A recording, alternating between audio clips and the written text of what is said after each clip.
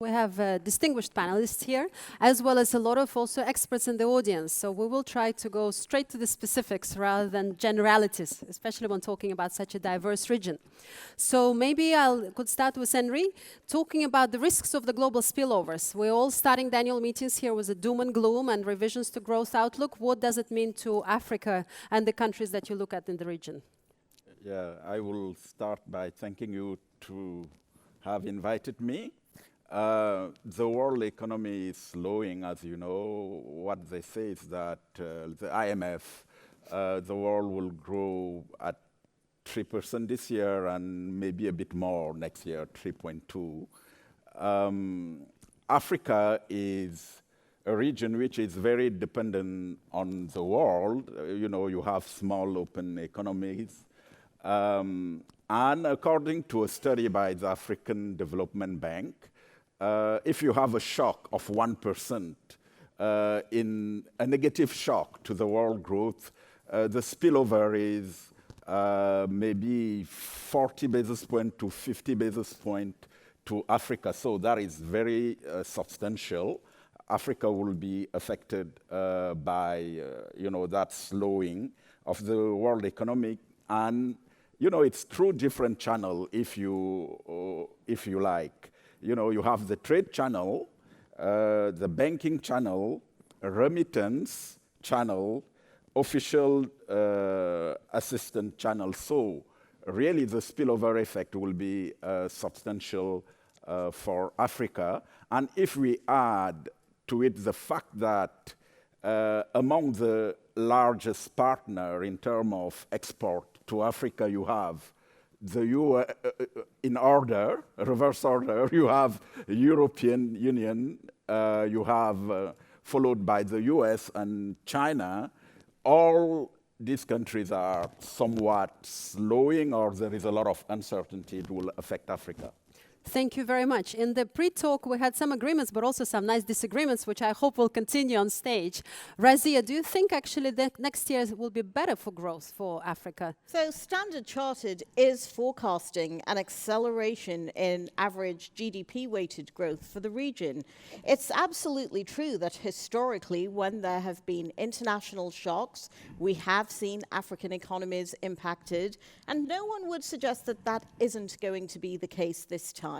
But I think we've also got to take into mind the starting point for a lot of the economies in the region. We see places like Nigeria and Angola struggling in terms of growth since the collapse of oil prices in 2014, but maybe just enough has been done to get a little bit more momentum in growth. And the key one, South Africa, always important to any GDP-weighted average of the region.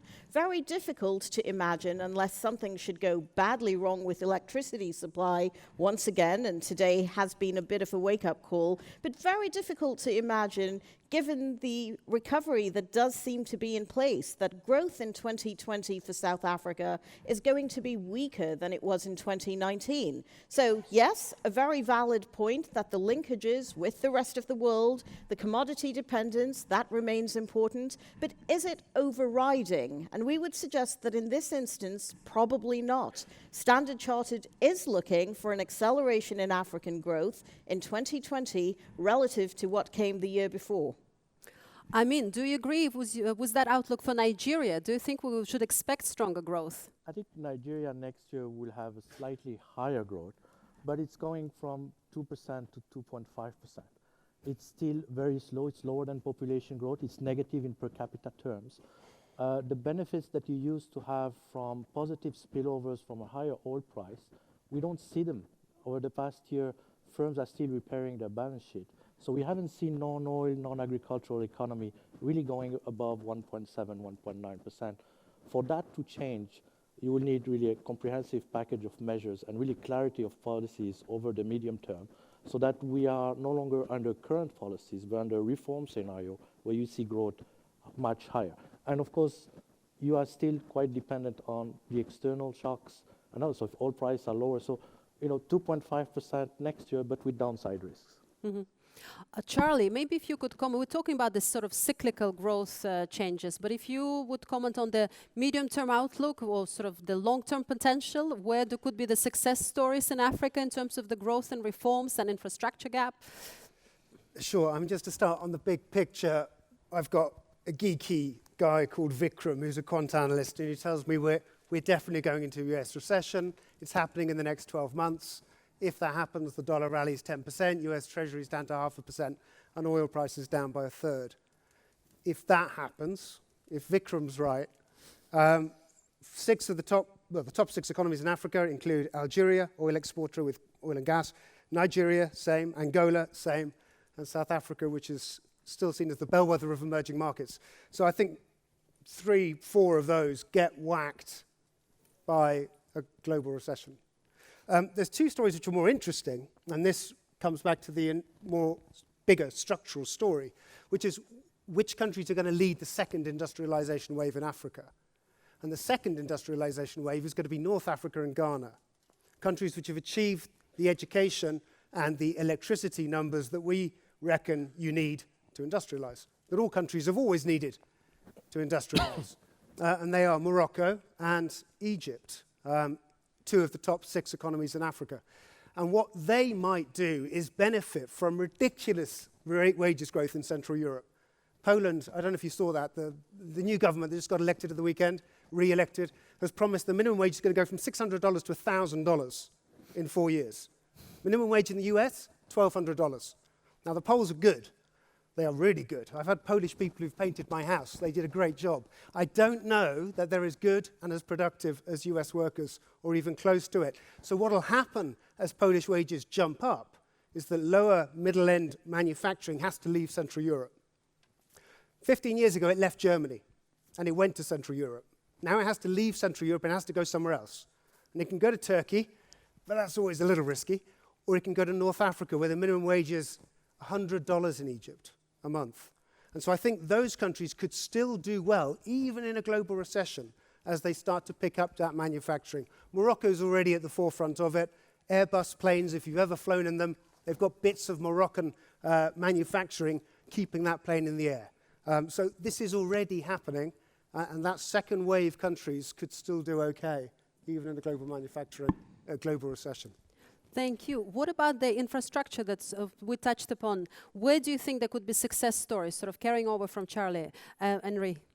The way I look at the infrastructure, it's really one of the structural problems for Africa, and there is an enormous infrastructure gap. If you look according to Brookings institutions, the infrastructure gap in Africa is between 130 billion to 170 billion a year. And the shortfall in financing is about half that amount. So it's enormous. Of course, that should be an opportunity for really people who have capital to invest in Africa, because Africa is young, demographics, but that is not happening. And one of the reasons why this is not happening is really the risk perception of Africa. Mercer did a study last year, and what they really found was that historically, when you look at infrastructure in Africa, the default rate has been very low compared to the rest of the world, maybe except for the Middle East, maybe and Europe, the default rate has been very low. Yet the spread that Africans have to pay is very high compared to the rest of the world. So there is a question of really market price of risk in Africa is very high. And we need really to reduce the gap if we want things to move in Africa.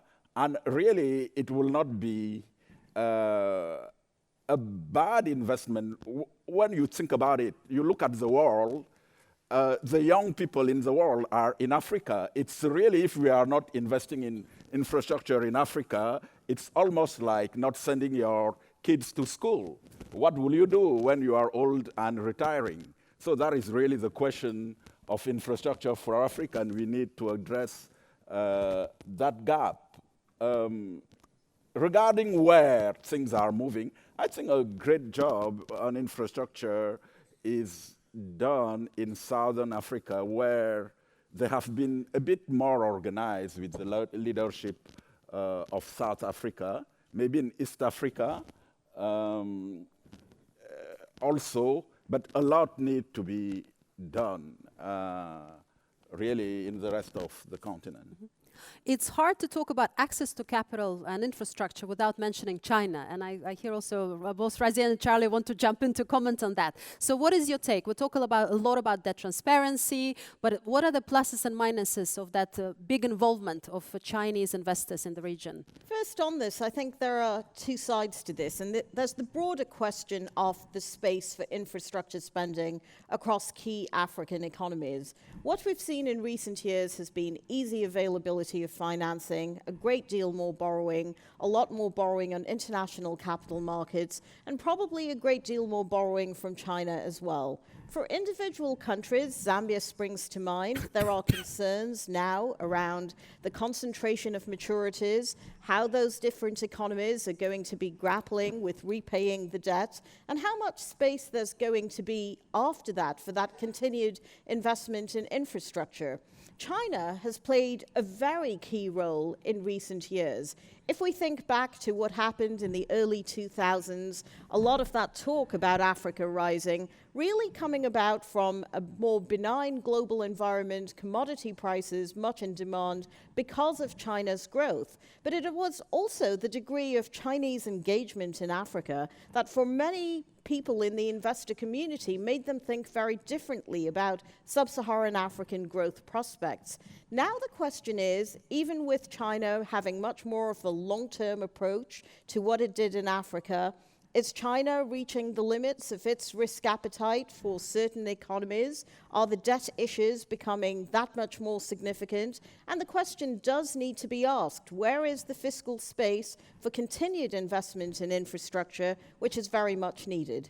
And if I may, just a follow-up question, do you think we'll see more of this sort of debt reprofiling, or are you worried about Zambia's situation right now and whether that will curb the Chinese investor appetite even more for the region? There are going to be some instances that will provide key tests, and if we do manage to get through the next few years relatively smoothly, if creditors and borrowing countries can sit down and reach an agreement where there are no big credit events, that's probably a better outcome for everyone. I think the danger is that as we enter a period of perhaps a global slowdown, greater risk aversion, what we're seeing in terms of the negative yields everywhere else is not necessarily a sign of a robust, healthy economy. That is the risk aversion. And in that environment, it's very difficult for individual African economies, even with the offer of super attractive yields, to attract the investment that they need. So yes, there is a broader question. There's going to be global uncertainty. There is going to be risk aversion. How is it that individual African sovereigns show themselves to be better credits to all potential investors? And I think on this matter, we probably shouldn't be thinking of China that differently from any other investor. Thank you. Charlie. Well, I just wanted to come back to Henry's point, which I thought was absolutely key. The market price of risk of Africa is high. And it's been troubling me for years. Why are double-digit interest rates in Sub-Sahara and you're getting low single digits in Asia? Even when per capita GDP is not that different. This has been ongoing for an extraordinarily long time. Sorry, this is my comfort blanket. An economist without a presentation is just, it's wrong. So you can't see this at all. But it's a map of Africa, and I found the answer to the interest rate conundrum, and it's fertility rates. If you've got a lot of kids, as countries like Nigeria do, or Angola, or DR Congo, 5 to 6 kids, you have no savings. Anyone who's got 5 to 6 kids here will know that. If you've got 2 to 3 kids, your banking system doubles in size as a percentage of GDP. So the countries that have got few kids, 2 to 3 or less, have extremely large banking systems relative to other frontier countries, and they have very low interest rates, and they have very high investment rates. Why does Bangladesh have an investment rate above 30% of GDP? Because Bangladesh's fertility rate is now below 2. And the contrast here is much of Africa, that is not the case. The countries that will lead the second wave of the Industrial Revolution in Africa are North Africa, particularly Morocco, Tunisia, and so on, where the fertility rate has already gone to 2 to 3. So what do you expect to find in Morocco? You expect to find low long-term interest rates, and you do, because the savings rates are massive. Deposits in the banking system are 100% of GDP. In Nigeria, they're 20. And that fertility rate tells me it's not going to change in Nigeria for many, many years to come. So you go to a country which has also got a low fertility rate, China, which has got massive savings, as we all know, is prepared to export them at very cheap interest rates. And yes, you can do that. But the risk is you build up your external debt pile too much. And you can't replace it with a domestic savings pile because your banking system's not big enough to finance your own investment. Which countries will see that shift so the domestic banking system can start to pay for their own investment? In the next 10 years, you will see it in Ghana, you will see it in Egypt, you will see it in Kenya, you'll see it in Ethiopia. So those are 4 of the countries that I think are going to do best in terms of addressing this infrastructure question over the next 10 to 15 years without necessarily building up too much external debt and risking another crisis. Zambia, sadly, has just tried to do too much too fast from external resources. I wonder if I could come in there, Charlie, and just ask a question around the sequencing or the causation of this. Is it more the case that you do get certain circumstances in countries that then undergo a fertility transition and that precedes the higher savings rate? Haven't found one. I mean, on the topic of fertility rate, no, as the mission chief and the res rep for Nigeria, sort of what is your take on the rates in Nigeria and also the short-term capital flows that Nigeria has been recently attracting? Are you concerned about that? Well, I mean, look at it in terms of Nigeria. I mean, the fertility rates are high. You have a population growth of 3%. It's putting a lot of pressure on both social services and what the economy has to deliver. We were talking about infrastructure. Infrastructure gap in Nigeria is immense, 35% of GDP if you compare it to emerging market peers. To get that infrastructure, you need financing. Some of the financing is not coming long term. FDI in Nigeria today is about, for 2019 was $250 million each quarter. Very low compared to many emerging markets. You need borrowing. Last year they were going to the market with Eurobond issuances of $5.4 billion. This year they didn't, but you needed resources to try to invest. And domestic resource mobilization in Nigeria is very low. 4% of GDP non-oil revenue to GDP ratio, one of the lowest in the world. If you include oil, it's 8%. It's still not enough. If you look at the composition of its spending, what does it mean?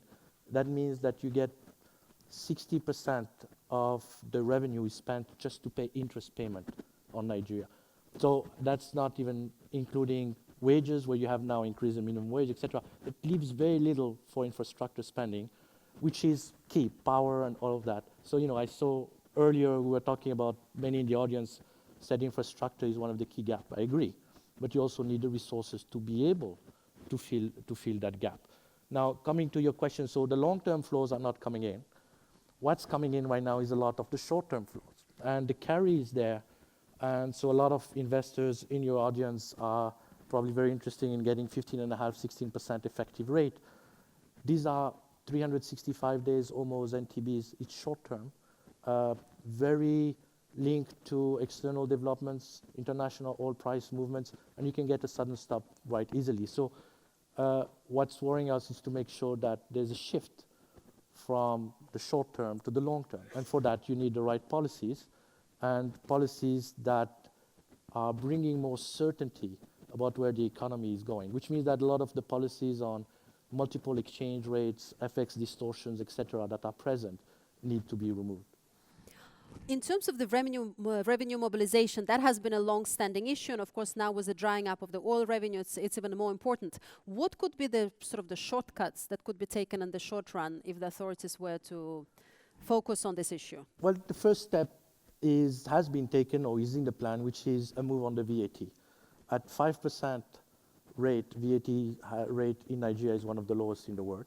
Collection is only 0.9% of GDP. So by increasing it to 7.5%, which is what they are planning for 2020, it's one step further. It's not enough. Remember, the ECOWAS average is 16%. So there's still quite a lot of room to go. But it's not just a question of looking at tax policy in terms of rates, but also tax administration. I mean, leakages are also very big. You have customs duty waivers, VAT collection. In terms of if we were to look at compliance, the rate is only 25%. So you can get a lot more bang for the buck if you try to block the leakages. And then you have a lot of these tax incentives, tax exemptions where you can get a lot. And you have these pioneer status, but not many industries are pioneer. Why does the leather industry have tax incentives? So a lot of that the government is looking into what is it costing and how much they can get from that. Because the plan for the government is to go from 5 to 15% of GDP over the next 5 years. To do that, it's doable. It's been done in Georgia. It's been done in Liberia.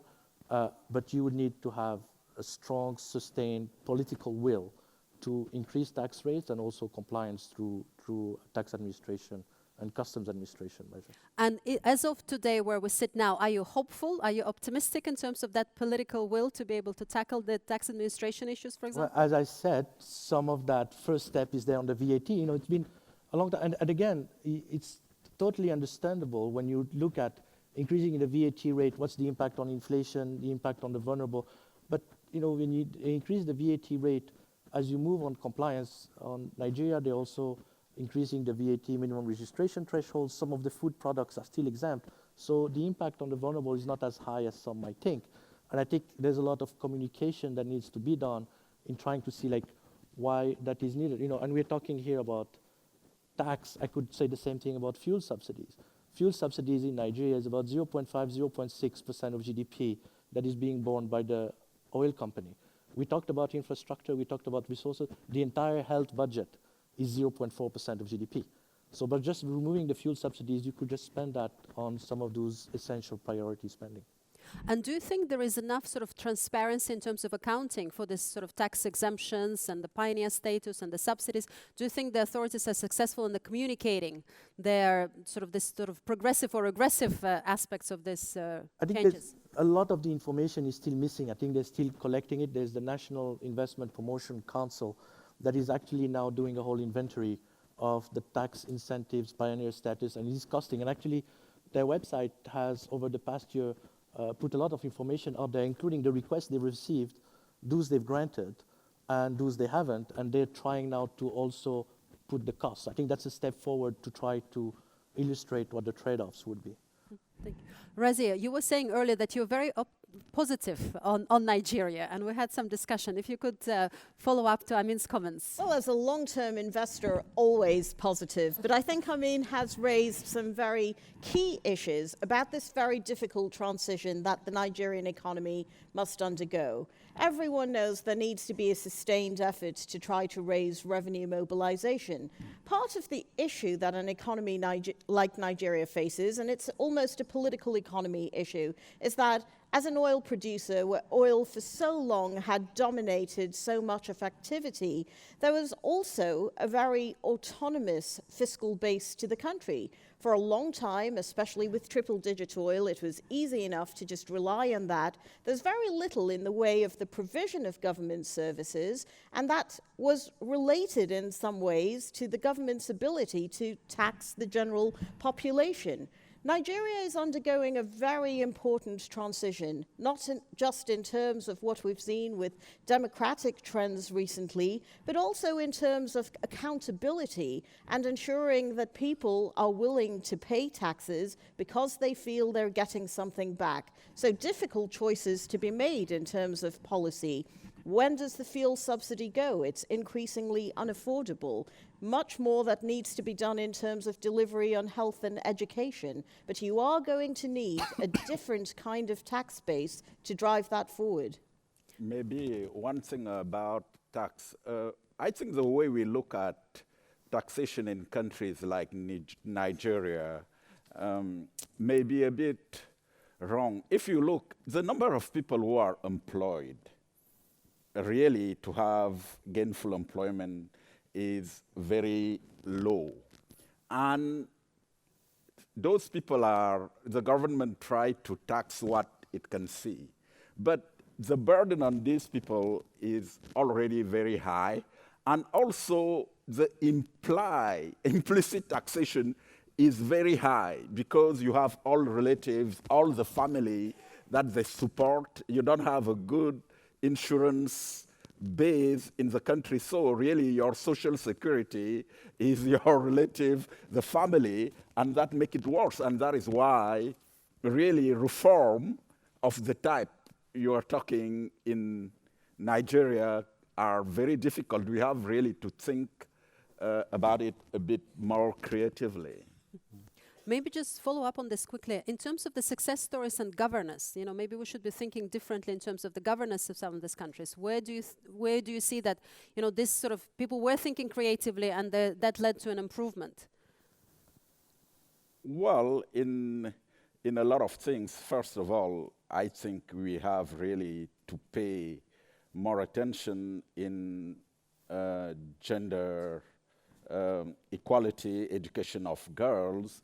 Even within a country, when you look at different regions, you will look at regions where people are more conservative and more open. You can already see a difference in the kind of outcome people will achieve. That is one thing that I will underline. Even in Nigeria, you have women participating a lot in commerce and so on, and they are really a big source of the energy, the entrepreneurial energy in Nigeria.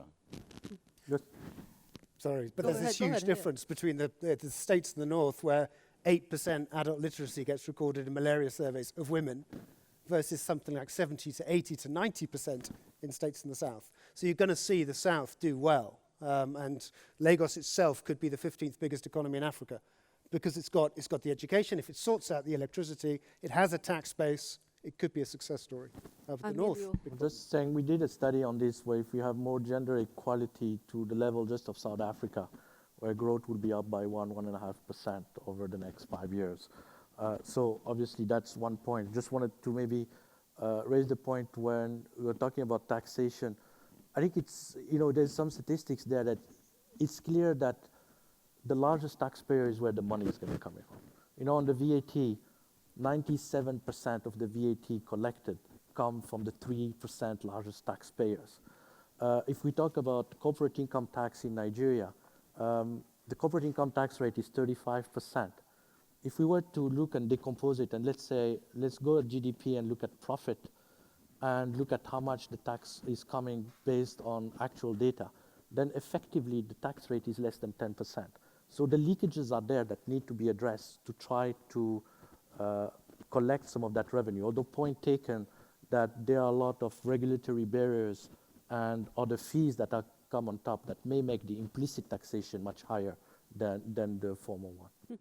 We actually have a related question from the audience as well, in terms of corruption being a tax on businesses and activity in Africa, in some of the African countries. So, Razia, where do you see maybe there was success or where there was also backtracking in terms of addressing issues around corruption? Well, I think if we're looking to the near-term growth profile and where we can be a little bit more optimistic, South Africa, with its recent experience of state capture, springs to mind.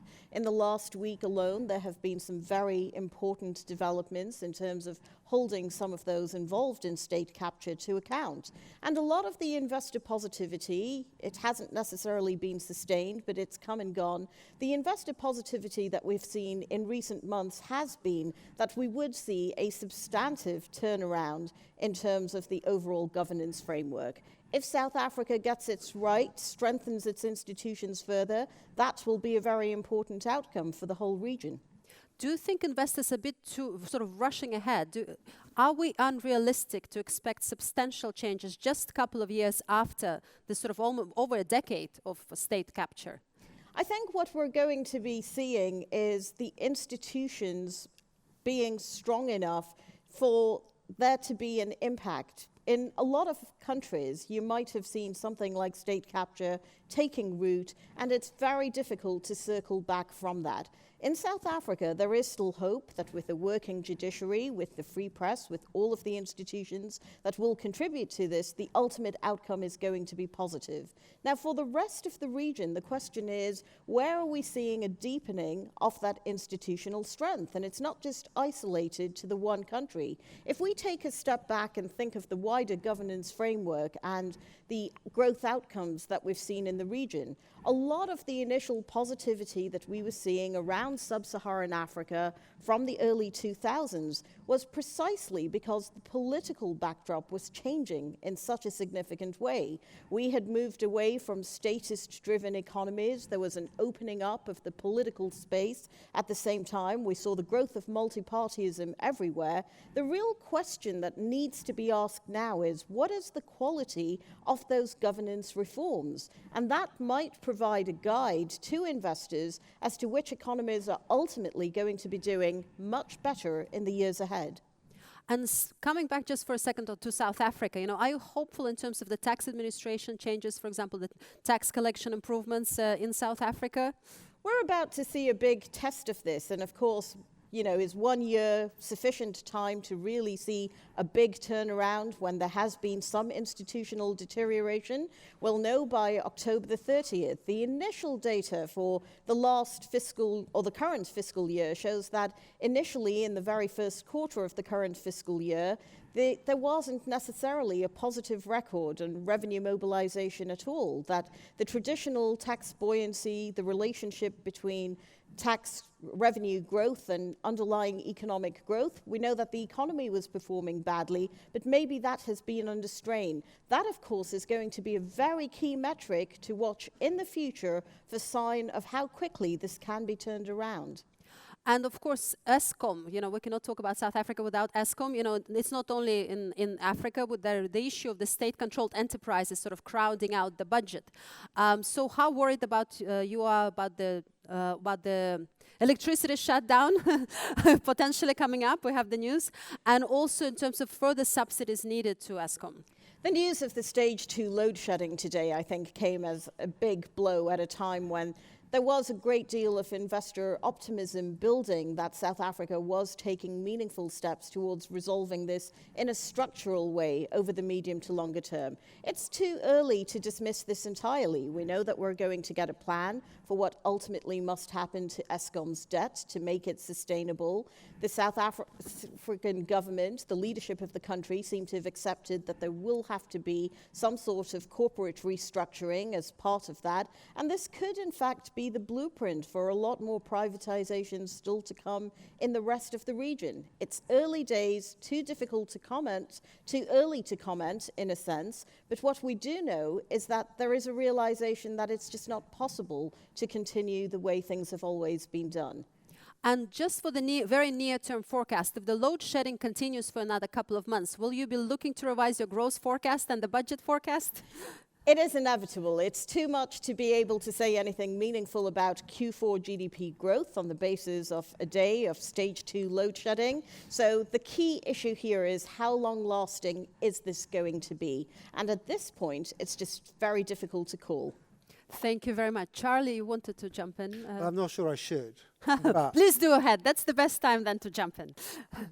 when I was a kid, I used to watch Lethal Weapon and loved those films. And what the picture I took home of America was that it was a country of incredible racial harmony and just perfect mix where everyone got on. And I used to go and demonstrate outside the South African embassy, the apartheid regime, against it, and do my little bit as a student, as a young kid. And that was the epitome of the exact opposite end of the spectrum. And after getting older, I've discovered America hasn't got over every single one of its racial issues yet, 150 years after the Civil War. And I'm very concerned that it's going to take 150 years for South Africa to get over apartheid. And I think that's going to hold it back for a very, very, very long time. Connected to the education rates that go with it, if you go back to 1900, the adult literacy rate of black Africa was about 5 to 7%, and India for that matter. The British were not very good at bringing literacy to people. And you take per capita GDP 120 years later, it's about $2,000, $1,000 to $2,000. White South Africa had a literacy rate of about 100%.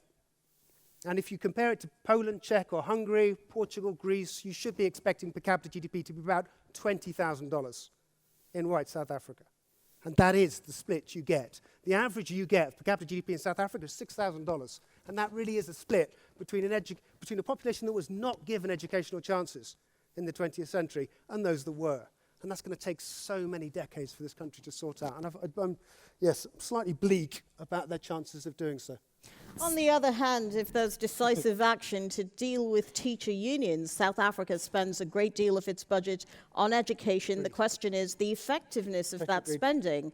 Then maybe we might see better outcomes. In a few decades, as it comes through. Agreed, totally agree. And I'm very hopeful for that. On this social economic issues and reforms, sort of how worried are you about the land reform?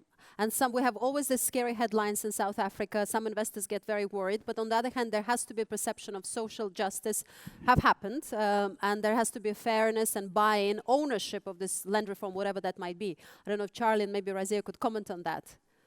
I think there's a case for land reform. And I think what's going to happen is some rubbish land is going to get given to a lot of poor people who can't do much with it.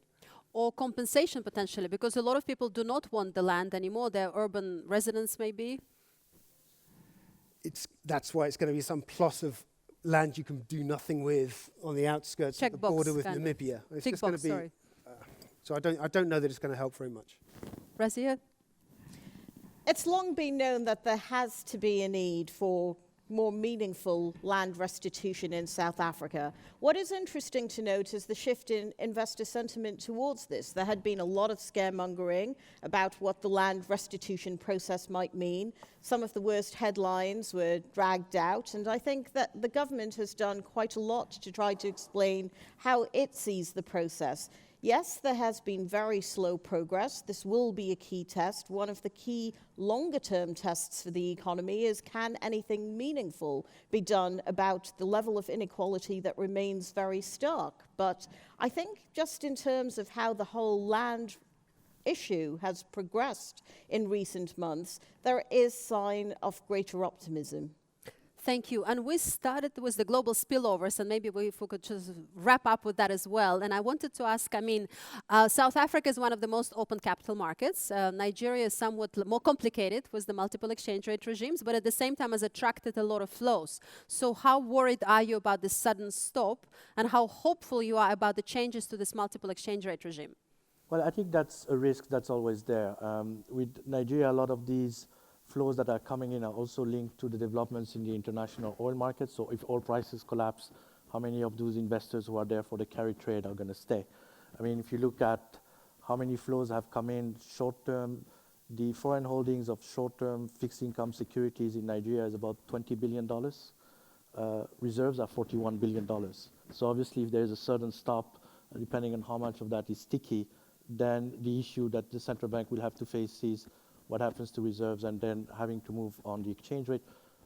Unifying the exchange rate and removing these distortions is important, but also letting the exchange rate move in reaction to the shock, I think, will be one avenue, one road that the investors will look at to try to avoid the convertibility risk that was there 3 years ago when they were facing a shock and then restrictions were put in place. And I think a lot of those investors today are trying to make sure that they can take some of their money out. So far, that has worked out, and that's why we've seen reserves that were at $47 billion that are now below $41 billion. So some of those outflows are also happening, but then if there's a larger shock on the oil price, that could be even worse.